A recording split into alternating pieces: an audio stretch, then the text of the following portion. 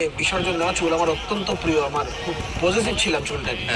এবং আমি চাইবো আমার চুলটা মাথায় আবার খুব শিগগিরই গজাবে, কিন্তু এটা ততদিন অব্দি গজাবে না। আমি প্রতিজ্ঞাবদ্ধ যতদিন না অব্দি এই রাজ্যের শাসক দল উৎখাত হচ্ছে, এই পিসি ভাইপোর সরকার, এই চাকরি চুরির সরকার, এই জোচ্চুরি জালিয়াতির সরকার। এই দীর্ঘ 3 বছর, মানে আমি যখন বিয়েও করেছিলাম তখনও কিন্তু আমার মাথায় চুল ছিল না। আমার স্ত্রী আমার প্রতি বরাবরই খুব সাপোর্টিভ, আমার মা বাবাও আমার প্রতি প্রচণ্ড সাপোর্টিভ, কিন্তু এই বিয়ের সময়টা তারা বলেছিল কি একবার ভেবে দেখা যায় না।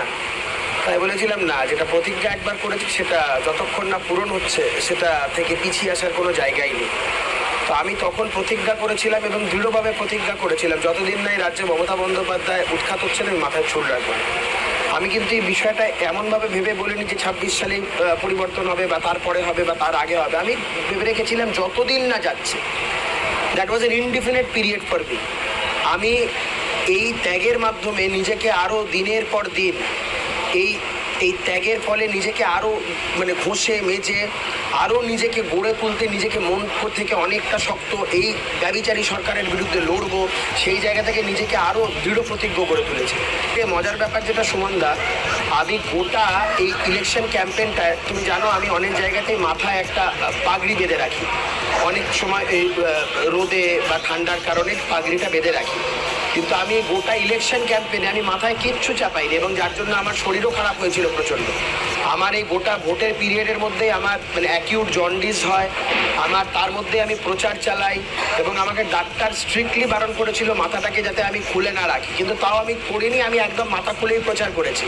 বহু জায়গাতে সাধারণ মানুষ আমাকে বলেছে যে এভাবে থাকবেন না, কিন্তু আমি ওটাও দৃঢ় প্রতিজ্ঞ ছিলাম যে আমি ইলেকশন ক্যাম্পেইনটা মাথায় কিন্তু বাঁধবো না।